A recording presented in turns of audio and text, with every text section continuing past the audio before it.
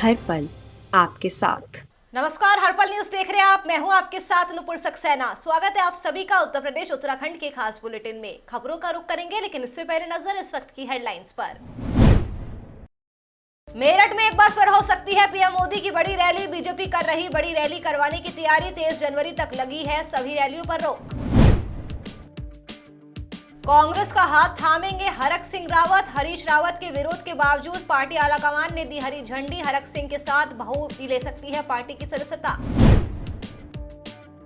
उत्तराखंड में सक्रिय हुआ पश्चिमी विक्षोभ। राज्य में हो सकती है भारी बारिश और बर्फबारी। 19 से 21 जनवरी तक बारिश और बर्फबारी की आशंका। चुनावी रण में बीजेपी अपने तरकश का सबसे बड़ा तीर छोड़ने की तैयारी में है। बीजेपी एक बार फिर से मेरठ में अपने सबसे बड़े योद्धा और पीएम नरेंद्र मोदी की बड़ी रैली कराने की योजना बना रही है। कोविड प्रोटोकॉल 23 जनवरी को हटा तो बीजेपी दिग्गजों के जमावड़े से नया चुनावी माहौल बनाएगी। कोविड प्रोटोकॉल से पहले 2 जनवरी को पीएम मोदी की रैली सरधना में हुई थी, जिसमें सिर्फ मेरठ मुजफ्फरनगर के ही चेहरे थे। 2017 विधानसभा चुनाव से पहले शताब्दी नगर में, जबकि 2019 के लोकसभा चुनाव से पहले मेरठ में पश्चिम उत्तर प्रदेश को साधने के लिए नरेंद्र मोदी की बड़ी रैली की गई थी। बीजेपी की दृष्टि से पश्चिम क्षेत्र में 14 जिलों की 71 विधानसभा सीटों को शामिल किया जाता है। फिलहाल चुनाव आयोग ने कोरोना प्रोटोकॉल के तहत 23 जनवरी तक किसी भी तरह की चुनावी रैली पर रोक लगा रखी है। राज्य में 10 फरवरी से चुनाव होने वाले हैं, जिसको देखते हुए योगी सरकार एक बार फिर पीएम की मेरठ में रैली करवाने की योजना बना रही है। आगरा में समाजवादी पार्टी ने दक्षिण आगरा, उत्तर आगरा, फतेहाबाद और एतमादपुर सीट पर प्रत्याशी घोषित कर दिए हैं। दक्षिण में सपा ने मुस्लिम कार्ड खेला है। एतमादपुर में क्षत्रिय और फतेहाबाद और उत्तर में ब्राह्मण प्रत्याशियों को चुनावी मैदान में उतारा गया है। चारों प्रत्याशियों को सपा मुख्यालय से सोमवार रात बी फॉर्म जारी हो गए हैं। सपा और आरएलडी की पहली सूची में 5 प्रत्याशी घोषित हुए थे, जिनमें 3 सीटें आरएलडी और 2 सपा के खाते में गई है। यूपी चुनाव के तहत पहले और दूसरे चरण की सीटों में राज्य मंत्री चौधरी उदयवान सिंह, वरिष्ठ नेता राजेश अग्रवाल सहित कई उम्रदराज लोगों को टिकट नहीं दिया गया था और माना जा रहा है कि इस लिस्ट में भी उम्रदराज कैंडिडेट्स का नाम काट दिया गया है। बता दें कि करीब 20% विधायकों के टिकट कटने के आसार है। चौथे और आगे के अन्य चरणों के लिए भी बीजेपी उम्मीदवारों की सूची पर दिल्ली में बीजेपी कोर ग्रुप की बैठक में चर्चा हुई। मंगलवार को बीजेपी अध्यक्ष जेपी नड्डा की अध्यक्षता में होने वाली बीजेपी कोर ग्रुप की बैठक में इस लिस्ट पर फाइनल मुहर लगाई जाएगी और जल्द ही तीसरे और चौथे चरण के लिए भी उम्मीदवारों के नामों का ऐलान कर दिया जाएगा। इसी मीटिंग में गृह मंत्री अमित शाह भी मौजूद रह सकते हैं। साथ ही पार्टी ने 75 साल पार वालों को टिकट न देने का फैसला किया है। बता दें कि अभी पहले चरण और दूसरे चरण की 7 सीटों पर प्रत्याशियों की घोषणा होना बाकी है। लखीमपुर हिंसा में मारे गए पत्रकार रमन कश्यप के भाई पवन कश्यप कांग्रेस में शामिल हो चुके हैं। जानकारी ये भी है कि कांग्रेस पवन कश्यप को निघासन विधानसभा सीट से यूपी चुनाव 2022 में उम्मीदवार बना सकती है। जानकारी के मुताबिक बता दें कि लखीमपुर में 4 किसानों सहित कुल 8 लोगों की जान गई थी। लखीमपुर में तेज रफ्तार गाड़ी ने कुछ किसानों को रौंद डाला था, जिसके बाद प्रदर्शनकारी भड़क उठे। कई गाड़ियां फूंक दी गई थी और गाड़ी सवारों को बुरी तरह से पीटा भी गया था। कुचले गए किसानों में से 4 की मौत हो गई थी। फिलहाल पुलिस ने इस मामले में चार्जशीट दाखिल कर दी है। आपको बता दें कि इसी मामले में कांग्रेस पार्टी के नसीमुद्दीन सिद्दीकी और सतीश अजमानी ने लखीमपुर हिंसा में मारे गए पत्रकार रमन कश्यप के भाई पवन कश्यप को कांग्रेस की सदस्यता दिलाई है। कांग्रेस पार्टी लखीमपुर के जिला अध्यक्ष प्रहलाद पटेल ने बताया कि लखीमपुर हिंसा में मारे गए पत्रकार रमन कश्यप के भाई पवन कश्यप को कांग्रेस की सदस्यता तो दिला दी गई है, लेकिन टिकट पर अभी कुछ तय नहीं हुआ है। इस पर आलाकमान ही फैसला लेगा, ऐसा कहा गया है। अलीगढ़ में होने वाले धर्म संसद को लेकर एडीएम सिटी राकेश कुमार पटेल ने कहा कि 22 से 23 जनवरी के बीच अलीगढ़ में होने वाली धर्म संसद का आयोजन करने वाली समिति के सदस्य महामंडलेश्वर अन्नपूर्णा भारती से उनके द्वारा बातचीत कर ली गई है। इसके साथ ही उन्होंने आगे कहा कि जिले में कोरोना महामारी और 2022 विधानसभा चुनावों को लेकर आचार संहिता लगी हुई है, जिसको देखते धर्म संसद करने की जिला प्रशासन की तरफ से परमिशन नहीं दी जा सकती है। जबकि धर्म संसद करने के लिए कमेटी अपनी तरफ से दूसरी तिथि जारी कर सकते हैं। लेकिन जिला प्रशासन की तरफ से धर्म संसद करने के लिए कोई परमिशन का पत्र धर्म संसद करने वाले की तरफ से नहीं दिया गया था। आरोप है कि प्रशासन की तरफ से आगे भी धर्म संसद करने वालों को परमिशन नहीं दी जाएगी। तैयारी उसमें है, वो जो आयोजक गण हैं उनसे बातचीत अभी कर ली गई है और चूँकि हमारा एमसीसी भी लागू है चुनाव आयोग का, तो क्लियर बता दिया गया है कि इस तरह का कोई भी कार्यक्रम करना है तो आगे के लिए तिथि निर्धारित कर लें। अभी फ़िलहाल हमारा जब तक माननीय आयोग की तरफ से और एमसीसी लागू है, कोविड गाइडलाइंस लागू हैं, उसमें ना किया जाए। तो बातचीत चल रही है और बहुत संभावना है कि ये कार्यक्रम परमिशन दे दी गई है क्या सर? नहीं, परमिशन के लिए कोई पत्र नहीं आया, तो परमिशन दिया भी नहीं गया है और आगे दिया भी नहीं जाना है। इस पे बातचीत चल रही है और वो आयोजक भी लगभग सहमत हैं, तो आगे बता दिया जाएगा आप लोगों को। संसद होगी या नहीं होगी? नहीं, अभी हम आपको बाद में शाम तक या कल सुबह तक अवगत करा देंगे। हम लोगों ने क्लियर मैसेज दे दिया है कि हमारे माननीय भारत निर्वाचन आयोग की गाइडलाइन लागू है, एमसीसी लागू है, दूसरा हमारा कोविड गाइडलाइन भी अभी बहुत ज़्यादा तेज़ी से प्रसार में है, तो किसी भी तरह से इस तरह की चीज़ें ना हो, आगे कर लिया जाए इस तरह की चीज़ें। कांग्रेस की पोस्टर गर्ल को चुनाव नहीं लड़ने दिया जा रहा है, ये कहना है उसका, जिसका कांग्रेस के पोस्टर में फोटो तो छपा है लेकिन उसको लड़ने का मौका कांग्रेस नहीं दे रही है। कांग्रेस ने नारा दिया है, लड़की हूं लड़ सकती हूं, लेकिन इस नारे के तहत लखनऊ की डॉक्टर प्रियंका मौर्य को लड़ने ही नहीं दिया गया। प्रियंका मौर्य का आरोप है कि कांग्रेस के महिला घोषणा पत्र के कवर पेज के सेंटर में उनकी तस्वीर लगाकर उनके साथ धोखा किया गया है। वहीं देवरिया की महिला कांग्रेस प्रदेश अध्यक्ष शहला अहरारी ने दो टूक में कह दिया कि केवल लड़की है इसलिए टिकट दे दिया जाए, ये संभव नहीं है। शहला अहरारी का कहना है कि टिकट तो कई लोग मांगते हैं, लेकिन सिर्फ महिला होने के नाते सबको टिकट मिल जाए ये भी संभव नहीं है। आपकी क्या कार्यशैली है ये भी मायने रखती है। डॉक्टर प्रियंका के मामले में सबसे बेसिक प्रॉब्लम ये थी कि वह 3 महीने पहले ही कांग्रेस से जुड़ी है। यूपी के अलीगढ़ में बसपा से छर्रा विधानसभा प्रत्याशी तिलक राज यादव ने नामांकन भर दिया है। अलीगढ़ की 74 छर्रा विधानसभा से तिलक राज यादव अपना नामांकन पत्र दाखिल करने के लिए जिला कलेक्ट्रेट पहुंचे। इसी दौरान सुरक्षा बल जो कि वहां पर तैनात है, उन्होंने अलीगढ़ की तस्वीर महल पर जवानों ने उनके साथ आ रही गाड़ियों को रोक दिया और वहां से प्रत्याशी तिलक राज यादव के साथ 2 अन्य लोगों को उनके गाड़ी में जाने की परमिशन दी। इससे पहले राष्ट्रीय महासचिव और पूर्व सांसद बाबू मुनकाद अली ने रविवार को बीएसपी के 3 घोषित प्रत्याशियों को भी फॉर्म दिए। ये नहीं मालूम मेरा पहला है, लेकिन आप लोग बता रहे हैं, मुझे अभी पता चल रहा है कि ये मेरा पहला नामांकन है।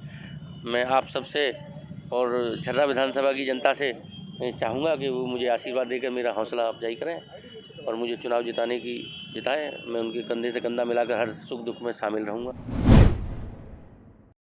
यूपी में आगामी विधानसभा चुनाव से पहले इस्तीफों का सिलसिला तेज हो गया है। अब आगरा से पूर्व सांसद प्रभु दयाल कठेरिया ने प्रदेश उपाध्यक्ष और राष्ट्रीय परिषद के पदों से इस्तीफा दे दिया है। 3 बार के सांसद प्रभु दयाल कठेरिया अपने बेटे के लिए टिकट मांग रहे थे, लेकिन टिकट नहीं मिला तो उन्होंने पार्टी के सभी पदों से इस्तीफा देने का ऐलान कर दिया। इतना ही नहीं, प्रभु दयाल कठेरिया के बेटे अरुण कांत ने आम आदमी पार्टी की सदस्यता ग्रहण की है। उधर प्रभु दयाल ने बेटे को आपके टिकट से चुनाव लड़ाने का ऐलान किया। बताया जा रहा है कि कठेरिया ने अपने बेटे का नामांकन पत्र भी दाखिल कराया है।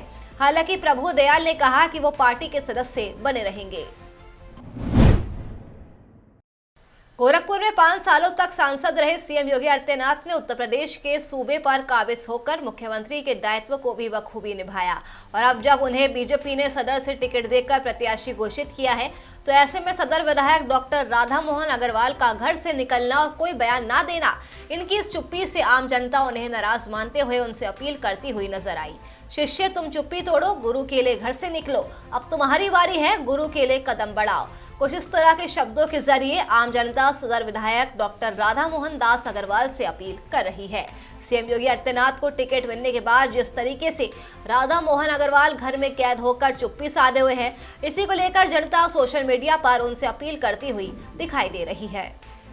ये है कि राधा मोहन दास अग्रवाल जी योगी जी का पूरा समर्थन करें और यह चीज़ पूरी जनता देख रही है कि गोरखपुर का विकास किस स्तर पे हुआ है पिछले 5 वर्षों में, और अगर यही विकास सब लोग चाहते हैं तो यही चाहेंगे कि राधा मोहन दास जी अगर खुद ना खड़े हो पा रहे हैं तो योगी जी को विजयी बनाएं और उनका पूरा साथ दें, पूरा समर्थन करें, ताकि गोरखपुर का जो विकास 5 साल में हुआ है वही विकास आगे तक निरंतर होता रहे। सर हम ये डिमांड कर रहे हैं कि देखिए, पहली नंबर बात कि हमारे जो महाराज जी हैं वो किसी प्रचार या किसी चीज़ की ऐसी आवश्यकता नहीं है। सबसे पहली नंबर बात कि वो यहाँ से पाँच बार सांसद रह चुके हैं और गोरखपुर क्षेत्र से ही चुनाव जीते हैं और हमेशा जीते, और इस बार भी बहुत ज़्यादा वोट से जीतेंगे। मान के अनुमान एक लगाया जाए कि अगर टोटल वोट पड़ता है अगर तो 5 लाख से ऊपर ही जाएगा। का मतलब ये है सर कि यहाँ पे डॉक्टर राधा मोहन को थोड़ा सा बाबा के लिए प्रचार करना चाहिए, क्योंकि राजनीति में लाने वाले बाबा महाराज जी ही हैं, और आज उनका टिकट कटने से घर में जो बैठ गए हैं ये उनके लिए गलत मैसेज जा रहा है राजनीति कैरियर पे जी।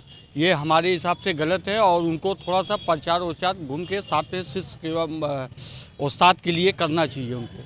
20 साल पुराने विधायक से हम लोग निवेदन कर रहे हैं कि जिस मंदिर ने उनके लिए पहला मंच लगाया, जिस मंदिर से उन्होंने राजनीति की शुरुआत की, वो एक अच्छे डॉक्टर थे, लेकिन आज राजनीति में पहचान उनकी मंदिर की बदौलत बनी। उसके महंत अगर चुनाव लड़ रहे हैं तो उन्हें सबसे पहले खुल के सामने आना चाहिए था और सबसे पहले उनको नारा लगाना चाहिए था, लेकिन पूरी जनता नारा लगा रही है। जनता एक दूसरे से कह रही है कि योगी जी के लिए हमें जो कर सकते हैं करना है, क्योंकि गोरखपुर में योगी जी नहीं रहेंगे तो शायद वो विकास संभव नहीं है दूसरे से जो योगी जी इस शहर के लिए कर देंगे। बुलंदशहर में 2 बार के विधायक और दिग्गज जाट नेता चौधरी गजेंद्र सिंह ने अपने समर्थकों के साथ कांग्रेस का दामन थाम लिया। कांग्रेस की तरफ से उन्हें अनूपशहर विधानसभा पर पार्टी का आधिकारिक प्रत्याशी घोषित कर दिया गया है। पश्चिमी यूपी प्रभारी भारतीय राष्ट्रीय कांग्रेस पार्टी दीपेंद्र सिंह हुड्डा के दिल्ली स्थित आवास पर दीपेंद्र सिंह हुड्डा और सचिव धीरज गुर्जर, नसीमुद्दीन सिद्दीकी के सामने चौधरी गजेंद्र सिंह ने कांग्रेस की सदस्यता ग्रहण कर ली। बता दें कि चौधरी गजेंद्र सिंह पहले बीएसपी में थे। 3 जनवरी को उन्होंने टिकट की चाहत में आरएलडी का दामन थामा था, लेकिन किसी और को टिकट फाइनल होने पर उन्होंने बगावत का झंडा फिर बुलंद कर दिया। उन्होंने अपने समर्थकों के साथ कांग्रेस का दामन थाम लिया। अब वे कांग्रेस की टिकट पर अनूपशहर विधानसभा से ताल ठोकेंगे। उत्तर प्रदेश में होने जा रहे विधानसभा चुनाव के लिए भारतीय जनता पार्टी और निषाद पार्टी के बीच गठबंधन तो हो चुका है, मगर सीटों के बंटवारे को लेकर अभी कुछ भी आधिकारिक तौर पर ऐलान नहीं हुआ है। हालांकि जानकारी से पता चला कि बीजेपी और निषाद पार्टी के बीच 15 से 17 सीटों पर समझौता हो सकता है। सूत्रों की अगर माने तो बीजेपी ने 15 सीटें तय कर दी है, जबकि 2 सीटों पर अब भी चर्चा जारी है। आपको बता दें कि भारतीय जनता पार्टी और निषाद पार्टी के बीच 3 बजे तक मंथन चला है। इस बैठक में करीब 15 से 17 सीटों पर सहमति बनी है, जिसे लेकर आज आधिकारिक घोषणा हो सकती है। इसी 20 सीट की चर्चा को लेकर संजय निषाद बीजेपी चुनाव प्रभारी धर्मेंद्र प्रधान के घर पहुंचे हैं, जहां सीटों के बंटवारे पर फाइनल मुहर लग सकती है। आज इस जारी बैठक में सुनील बंसल और डिप्टी सीएम केशव प्रसाद मौर्य भी मौजूद रहे।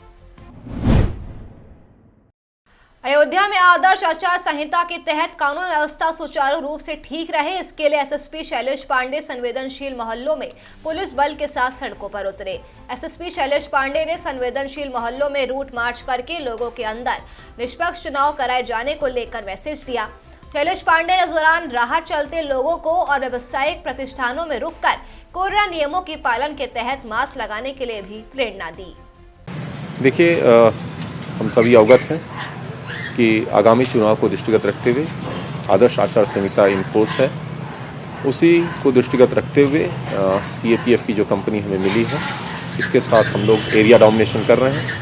विभिन्न मोहल्ले, खास करके जो वनरेबल मजरे हैं जिनको चिन्हित किया गया है, उनके बीच में मैथ फोर्स के हम लोग एरिया डोमिनेशन की कार्रवाई कर रहे हैं। इसमें जो 2-3 चीज़ें हैं जिस पे हम लोग जोर दे रहे हैं, नंबर 1 कि लोगों के अंदर विश्वास पैदा करना। अयोध्या पुलिस ने ऑटो लिफ्टर गैंग का खुलासा किया है। जनपद की रोनाही पुलिस और क्राइम ब्रांच ने ऑटो लिफ्टर गैंग के 5 शातिर अपराधी समेत 7 आरोपियों को पकड़ लिया है। गिरफ्तार होने वालों में चोरी का सामान खरीदने वाला व्यक्ति और एक कबाड़ी वाला भी शामिल है। पकड़े गए अपराधियों में सुल्तानपुर का एक हिस्ट्री शीटर भी शामिल है। एसएसपी शैलेश पांडे ने बताया कि क्राइम ब्रांच और रोनाही पुलिस को सूचना मिली थी कि कुछ ऑटो लिफ्टर थाना क्षेत्र के कांटा चौराहे के पास चोरी की योजना बना रहे हैं। थाना रोनाही क्षेत्र में 26 दिसंबर को तथा थाना राम जन्मभूमि क्षेत्र में 13 जनवरी को क्रमशः एक ट्रैक्टर ट्रॉली और एक मोटरसाइकिल चोरी हुई थी। संबंधित घटनाओं का अनावरण तथा अन्य मामलों के अनावरण, जो चोरी की अन्य घटनाएं थी वाहन चोरी की, उनके अनावरण के लिए टीम गठित थी। एसपी आरए के निर्देश पे जनपद की स्वाट टीम, थाना रौनाही टीम और सर्विलांस टीम ने सराहनीय कार्य करते हुए 7 लोगों का एक गिरोह पकड़ा है, जिसमें 5 जो हैं ये व्हीकल लिफ्टर्स हैं, जिनका मुखिया अमित जनपद सुल्तानपुर का रहने वाला है और वहाँ का हिस्ट्री शीटर भी है। बाकी इसमें अमेठी और जनपद अयोध्या यहाँ के रहने वाले अपराधी हैं। 5 जैसा मैंने बताया लिफ्टर हैं और 2 जो रिसीवर थे स्टोलन प्रॉपर्टी के, उनको भी गिरफ्तार किया गया है। कुल 7 लोगों को गिरफ्तार करके जेल भेजा जा रहा है।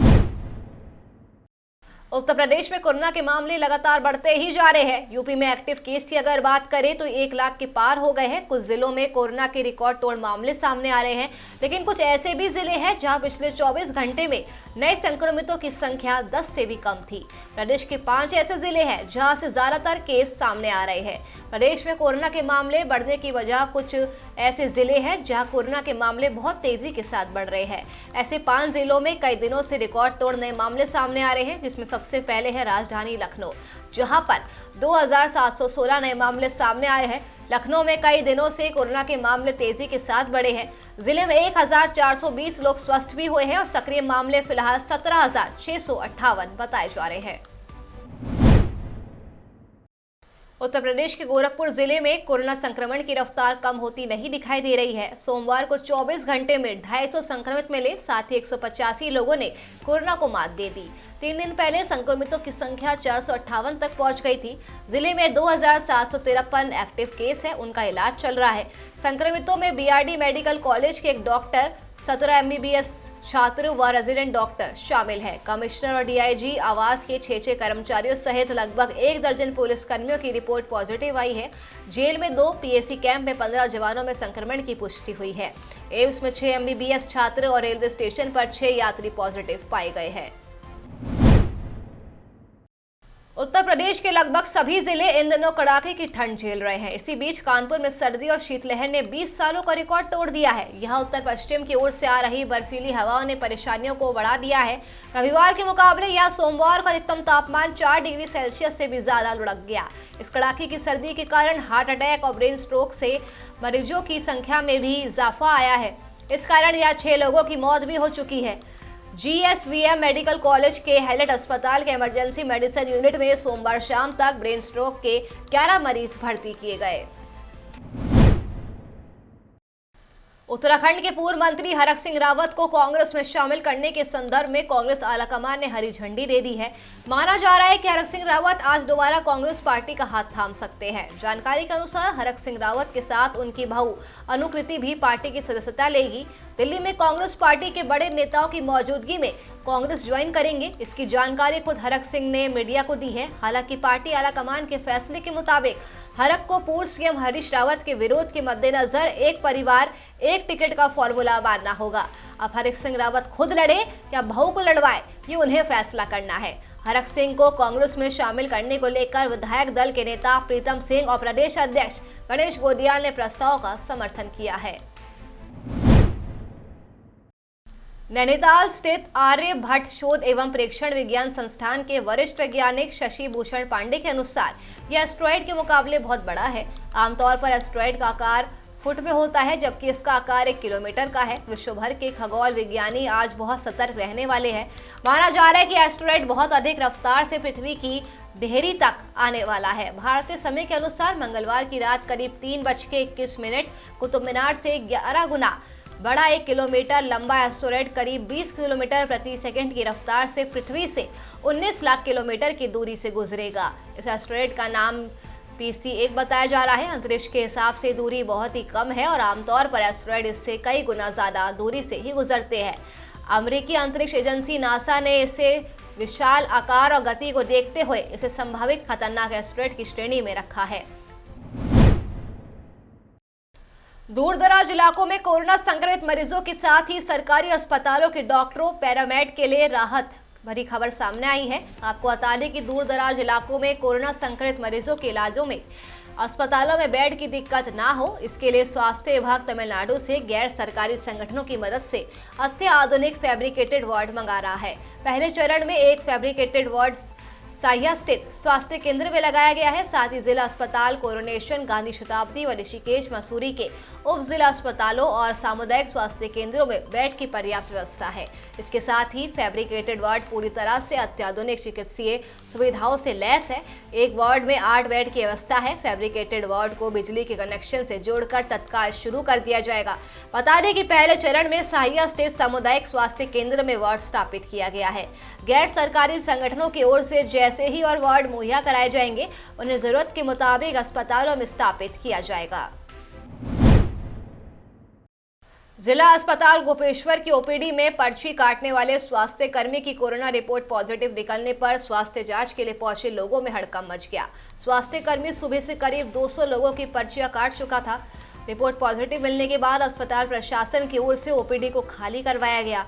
सीएमओ डॉक्टर एसपी कुड़ियाल ने बताया कि मंगलवार को सभी अस्पताल कर्मियों की सैंपलिंग की जाएगी। अस्पताल के ओपीडी में पर्ची बनाने वाले स्वास्थ्य कर्मी की तबीयत बिगड़ने पर उसकी कोरोना की जांच की गई, जिसमें उसकी रिपोर्ट पॉजिटिव आई, जबकि इससे पहले वे करीब 200 तक पर्चियां बना चुका था। अस्पताल प्रशासन ने भी लोगों को एहतियात बरतने और शारीरिक दूरी बनाए रखने की सलाह दी है। सीएमओ डॉक्टर एसपी कुड़ियाल ने बताया कि पर्ची काटने के लिए दूसरे कर्मी की व्यवस्था की गई है।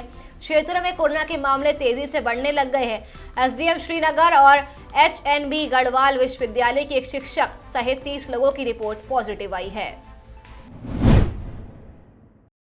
उत्तराखंड के पर्वतीय जिलों में 19, 20 और 21 जनवरी को बारिश और बर्फबारी की संभावना है। इस दौरान 2500 से 3000 मीटर और उससे अधिक ऊंचाई वाले जगहों पर बर्फबारी हो सकती है। मौसम विभाग के अनुसार 21 के बाद अगले 2 दिनों में बारिश में तेजी आ सकती है।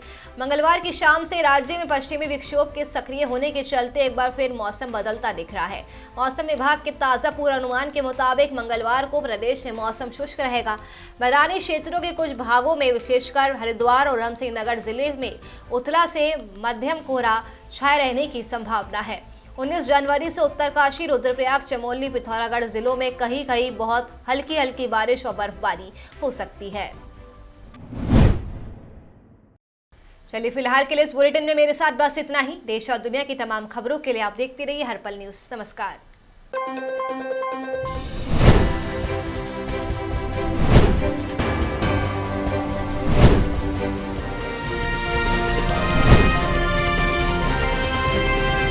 हर पल आपके साथ।